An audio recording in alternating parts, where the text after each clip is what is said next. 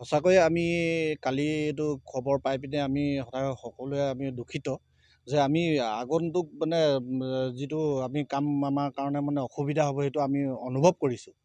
আমাৰ দেউতা হওক বা আমাৰ যিমানবিলাক আগতে যিমানবিলাক মানুহ আমাৰ স্থানীয় মানুহবিলাকে যিটো সুবিধা হৈ মানে আমাৰ এতিয়া পঞ্চায়তে হওক ব্লকে হওক যিখিনি কাম আমি আমাৰ ওচৰতে পাই পিনে আমি মানে অসুবিধাটো দূৰলৈ যাবলৈ অসুবিধা ল'ব নিবিচাৰোঁ। আৰু সেইটো হোৱাৰ কাৰণে আমি আজি সকলোৱে সমবেত হৈ পিনে আমি এইটো মানে এটা প্ৰতিবাদী সূচক মানে আমি আলোচনা কৰি এটা অনুৰোধ জনাব বিচাৰিছোঁ যে আমি য'ত আগতে আছিলোঁ তাতে থাকিম আৰু আমাক বেলেগলৈ স্থানান্তৰ কৰিলেও আমি স্থানান্তৰ নহওঁ। বাকী মানে যিমান যি পৰিস্থিতি আহিলেও আমি এইটো মানে আমি যাবলৈ আমি বাধ্য কৰাব নোৱাৰে আমাক। যেহেতু নেকি চৰকাৰী মতে যদি ইতিমধ্যে নথি পত্ৰ সাজু কৰি ৰাখিছে উপায়ুক্ত বা চৰকাৰীভাৱে, এই ক্ষেত্ৰত আপোনালোকে কিবা প্ৰতিবাদী কাৰ্যসূচী বা অন্য ধৰণৰ কিবা কাৰ্যসূচী ল'ব নেকি? আমি নিৰ্বাচনী পৰ্যন্ত কৰিব লাগিব। আমাৰ অসুবিধাটো সেইটোতে আহিছে ন। আমি ভোট দি মেলি আমি যিবিলাক প্ৰতিনিধি আমি আগবঢ়াইছোঁ আমাৰ সুবিধাৰ কাৰণে। আমি এতিয়া যিটো আমাৰ মানে যদি অহা যোৱা বা নিজৰ কৰ্ম যিখিনি আমি মানে আজিকালি পঞ্চায়ত ব্লকৰ মানে হেৰিয়াত নগ'লে আমাৰ যিখিনি প্ৰয়োজনীয় কাম আমাৰ নগ'লেই নহয়। আমি যিখিনি কাম আমি হঠাতে আমাৰ ওচৰতে পাওঁ সেইখিনি আমি যিখিনি মানে আমি পাওঁ সেইখিনি আমি বেলেগলৈ যাবলৈ আমি চবেই এইটো মানে গ্ৰহণযোগ্য নহ'ব। মোৰ নালাগে আমি গোটেই 2খন পঞ্চায়তে অসুবিধা পাব, সকলোৱে অসুবিধা হ'ব। গতিকেলৈ আমি সেই অসুবিধাটো যাতে নহওক আৰু নহ'বলৈ আমি প্ৰতিবাদ কৰিম। আমি লাগিলে ইলেকশ্যনৰ বা ভোট দিয়াই বৰ্জন কৰি দিওঁ আমি সেইটো কেতিয়াও হোৱাটো মানে নিবিচাৰোঁ। মুখ্যমন্ত্ৰীলৈ কিবা অনুৰোধ থাকিব নেকি? মুখ্যমন্ত্ৰীলৈ অনুৰোধ জনাইছোঁ যে আমাক যিখিনি মানে আমাৰ অসুবিধা সেইখিনি কমচে কম আমাক আলোচনা কৰি সেইটো সিদ্ধান্ত ল'ব লাগিছিলে। আমাক আলোচনা নকৰাকৈ বা আমাৰ স্থানীয় আমাৰ লগত নহ'লেও আমাৰ যিবিলাক জ্যেষ্ঠ গণ্যমান্য ব্যক্তিৰ লগত আলোচনা নকৰাকৈ এইটো সিদ্ধান্ত লোৱাৰ কাৰণে আমি অত্যন্ত দুখী। আমাক জনাব লাগিছিল। গতিকেলৈ অনুৰোধ জনাইছোঁ মুখ্যমন্ত্ৰীক, আমি কাটৰ অনুৰোধ জনাইছোঁ আমাক যাতে এইখিনি অসুবিধা আমাক ভৱিষ্যতে নহয়, সেইটোকে যাতে মানে আমাৰ যিটো আগতে যেনেকৈ ধৰণৰ আমাৰ অফিচ কাৰ্যালয় যিবিলাক পঞ্চায়ত ব্লক আছিলে নহয়, সেই জেগাতে আমাক যাতে কামখিনি কৰিবলৈ সুবিধা হয়। সেইটো সম্ভৱেই নহয়। গতিকেলৈ আমি সমবেত হৈছোঁ। সেইটো আমি গ্ৰহণযোগ্য নহয় কাৰণে আজি সমবেত হৈছোঁ। আমি ইয়াক ঘোৰ প্ৰতিবাদ কৰিছোঁ। কাৰণ যিহেতু নেকি ইতিমধ্যে সমষ্টি নিৰ্ধাৰণটো পূৰ্ণাংগ ৰূপত হৈ গ'ল, আৰু পূৰ্ণাংগ ৰূপত হৈ যোৱাৰ পিছত হলুপুগন গাঁও পঞ্চায়ত আৰু চৰাইদেউ পঞ্চায়তৰ প্ৰায় 4টা-5টা বুথ, প্ৰায় 6টামান ৱাৰ্ড তেওঁলোকে মানে সংলগ্ন কৰিব বিচাৰিছে। তাৰ বাবে আমি ভাৰতীয় জনতা পাৰ্টীৰ কাৰ্যকৰ্তাসকল আৰু চৰাইদেউ পঞ্চায়তৰ ৰাইজ হৈ আমি ইয়াৰ ঘোৰ প্ৰতিবাদ কৰিছোঁ। আৰু যদি এই ব্যৱস্থাটো যদি তেওঁলোকে পূৰ্ণাংগ ৰূপত লৈ যায়, তেনেহ'লে আমি আহি থকা নিৰ্বাচনত কিন্তু আমি বিসৰ্জন দিম। আমি আমাৰ যিসকল প্ৰতিনিধি আছে, প্ৰতিনিধিসকলক আমি অনুৰোধ জনাম তেখেতলোকে যাতে এই ব্যৱস্থাটো নকৰে, নহ'লে কিন্তু আমি এটা দীঘলীয়া কাৰ্যসূচী আমি আন্দোলন কৰিবলৈ বাধ্য হ'ম। লগতে আমি উচ্চতম ন্যায়ালয়ৰ ওচৰত আমি কাষ চাপিম। তেখেতেতো আমি জিলাৰ উপায়ুক্ত ওচৰলৈ আমি যোৱা হৈছিল, কিন্তু তেখেতে কৈছে যে আমাৰ ওপৰৰ পৰা যেনেকৈ নিৰ্দেশ দিছে আৰু সেই নিৰ্দেশমতে আমি কাম কাজবিলাক ইতিমধ্যে আমি আৰম্ভ কৰিছোঁ বুলি তেখেতে আমাক অৱগত কৰিছে। গতিকে আমি অসমৰ মুখ্যমন্ত্ৰীক অনুৰোধ জনাম যে এই ব্যৱস্থাটো সদ্যহতে স্থবিৰ কৰি ৰাখিব লাগে। যিহেতু নেকি ভাৰতবৰ্ষৰ ভিত্তিত 26-28ত সমষ্টি পুনৰ নিৰ্ধাৰণৰ ব্যৱস্থা আহি আছে।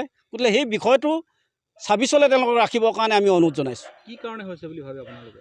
এইটো আপোনাৰ চৰাইদেউ জিলাত লেঙিবৰ পঞ্চায়ত আৰু চুকাফা পঞ্চায়তখন সন্নিৱিষ্ট কৰিব বিচাৰিছে। তাৰ বিনিময়ত প্ৰায় 13-14 হাজাৰ ভোট হলৌপুগন পঞ্চায়তৰ পৰা আৰু চৰাইদেউ পঞ্চায়তৰ পৰা নি পিনি আমাৰ নাজিৰা সমষ্টিৰ লগত সংলগ্ন কৰিব বিচাৰিছে। মই আপোনালোকৰ যোগেদি এটা কথাই জনাম যে এই লাকুৱা ব্লকৰ যি উন্নয়ন খণ্ডখন দেখিছে, ই চৰাইদেউ ৰেভিনিউ ভিলেজত অৱস্থিত। তেনেস্থলত এই চাৰিমুঠীয়া অঞ্চলৰ মানুহে চাৰিমুঠীয়াত অৱস্থিত থকা ব্লকৰ পৰা আঁতৰি গৈ চেপাখানী ব্লকলৈ প্ৰায় 30-35 কিলোমিটাৰ দূৰলৈ আমি যাব লাগিব কাম কাজৰ কাৰণে। গতিকে এইটো কেতিয়াও সম্ভৱপৰ নহয়। গতিকে আমি নিৰ্বাচন আমি বিসৰ্জন দিম। গতিকে ইয়াৰ বিহিত ব্যৱস্থা গ্ৰহণ কৰিবৰ কাৰণে এই সমষ্টিৰ মন্ত্ৰী মহোদয় তথা বিধায়ক মহোদয়, সোণাৰী সমষ্টিৰ বিধায়ক মহোদয় আমি অনুৰোধ জনাইছোঁ। বৰ্তমানৰ সাংসদ তপন গগৈক আমি অনুৰোধ জনাইছোঁ, আৰু আজিও আমি তপন গগৈক মৌখিকভাৱে এই কথাটো অৱগত কৰিছোঁ।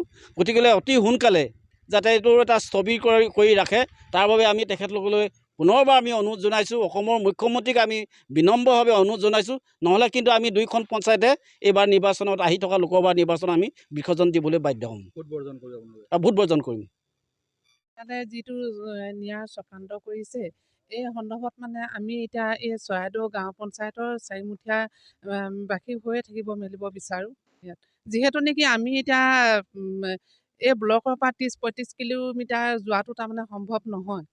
সেয়েহে মই ইয়াক দুটাকৈ পঞ্চায়ত লৈছে, হয়। হলৌফুকন পঞ্চায়ত আৰু চৰাইদেউ গাঁও পঞ্চায়ত। এই দুইটা পঞ্চায়ত নাজিৰাত অন্তৰ্ভুক্ত, নাজিৰা মহকুমা বা নাজিৰা সমষ্টিত অন্তৰ্ভুক্ত কৰাৰ চক্ৰান্ত চলিছে। আপুনি কি ক'ব? আপোনালোকৰ অসুবিধা কেনেধৰণৰ হ'ব পাৰে? ধৰি লওক তেওঁলোকে কি ধৰণৰ কৰিছে নাজানো। আমাৰতো ইয়াত ধৰি লওক আমি গাঁওবাসী হিচাপত তো দূৰ হ'লে মানে নানা বিষয়তে আমাৰ অসুবিধাৰ সমস্যাৰ সন্মুখীন হ'ব। আমাৰ এতিয়া ধৰি লওক আজি চৰকাৰী যি বিভিন্ন আঁচনিৰ বিষয়ৰ পৰা সকলোবোৰ ব্লকলৈকে আহে। এই প্ৰতিটো তাৰমানে বিষয়ত বিচাৰি যাবলৈ হ'লে আমাৰ ইয়াৰ পৰা সেই চেপাংকনি ব্লকলৈ যোৱাটো তাৰমানে সম্ভৱ নহয়।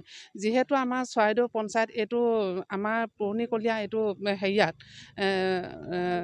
নামি চৰাইদেউ পঞ্চায়ত বুলি ক'লে সকলোৱে প্ৰতীতমান। সেইটো কাৰণে আমি ইয়াত সকলোকে মই ইয়াত অৱগত কৰিছোঁ আৰু অনুৰোধ কৰিছোঁ যে আমাৰ এই চৰাইদেউ পঞ্চায়তখন আৰু হলৌফুকন পঞ্চায়তটো যাতে অন্য ব্লকলৈ নিনিব আৰু আমাৰ ইয়াতে সদায় থাকিবলৈ বুলিয়ে মই বিনম্ৰভাৱে অনুৰোধ জনাইছোঁ। আমি কেতিয়াও মাহমৰা সমষ্টিৰ পৰা নাজিৰা সমষ্টিলৈ আমি কেতিয়াও যাব নিবিচাৰোঁ। যিহেতু আমি চৰাইদেউ গাঁও পঞ্চায়তৰ অন্তৰ্গত আমি নিবাসী আৰু আমাৰ চৰাইদেউ গাঁও পঞ্চায়তত যিহেতু আমাৰ লাকুৱা উন্নয়ন খণ্ড আছে। আমি লাকুৱা উন্নয়ন খণ্ডত কাম নকৰি আমি চেপাঙনি ব্লকত কাম কৰিবলৈ আমি যেন যাব পাৰিম। গতিকেলৈ আমি কেতিয়াও নাযাওঁ। আমি লাগিলে অনাগত দিনত যি লোকসভা ইলেকশ্যন আহিছে আমি দুইটা পঞ্চায়তে যিমান মানে আমি ধৰি লওক গণতান্ত্ৰিক হিচাপে আমাৰ ভোটাৰ অধিকাৰ আছে, আমি ভোট বৰ্জন কৰিমেই। আমি মানে এইটোৱে অনুৰোধ কৰিছোঁ, মুখ্যমন্ত্ৰী মহোদয়লৈ অনুৰোধ কৰিছোঁ যাতে এই কথাটো তেখেতে অকণমান গুৰুত্ব সহকাৰে লয়। সেইদিনাখন যি সভাত এটা বেচৰকাৰী সংস্থা আছিলে আৰু মুখ্যমন্ত্ৰীৰ লগতে ৰাজহ মন্ত্ৰী আৰু সাংসদ বিধায়কো আছিলে, কিন্তু তেওঁলোকে এই ক্ষেত্ৰত কিন্তু মৌনতা অৱলম্বনহে কৰা দেখিবলৈ পোৱা গৈছে। কি ক'ব আপুনি? আমি তেওঁলোককো ইয়াৰ পৰাই মানে অনুৰোধ জনাইছোঁ, যিহেতু হলৌফুকন পঞ্চায়ত আৰু চৰাইদেউ গাঁও পঞ্চায়ত আমাক যাতে মাহমৰা সমষ্টিতে অন্তৰ্ভুক্ত কৰি ৰাখে। আমি আগতেও আছিলোঁ, এতিয়াও যাতে তেওঁলোকে আমাক এই কথাটো গুৰুত্ব দিয়ে তাৰে অনুৰোধ জনাইছোঁ। এই ক্ষেত্ৰত আপোনালোকে কিবা আন্দোলন বা কিবা প্ৰতিবাদী কাৰ্যসূচী হাতত ল'ব নেকি? আন্দোলন মানে বেলেগভাগে নহয় আৰু তেখেতলোকে যদি আমাক এইটো ওপৰত কোনো গুৰুত্ব নিদিয়ে তেতিয়া আমি ভোট বৰ্জনৰ প্ৰতিবাদী কাৰ্যসূচী আমি আন্দোলন কৰিম, সেইটোতো ঠিক।